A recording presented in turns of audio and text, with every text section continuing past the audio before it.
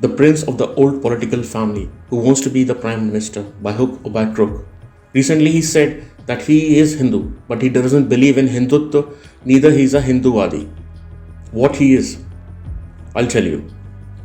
He's a Hindu of that era where the time has been frozen, where he and his mother want to treat the other people as they treated the former prime minister for a decade.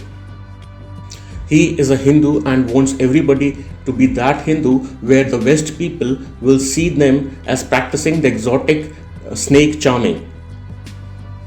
He is a Hindu who plays the most political stereotypes of other religion and doesn't have a balls to say anything about them.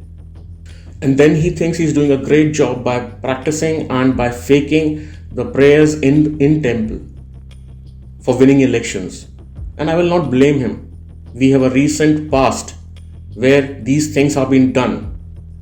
He is a Hindu who takes the most out of freedom of speech, but doesn't have a stone to say anything about the other religion apart from Hindu. He is a Hindu who thinks that Ghungat is a tool of patriarchy, and on the other hand, hijab is the practice of independent women or women empowerment. He is a Hindu who tweets everything negative about one religion for retweets, and speaking about the other religion will bring a knife on his neck or maybe a fatwa. He is a Hindu who thinks that self-made men are considered as evil, but close friends of old political elite are considered as independent truth teller.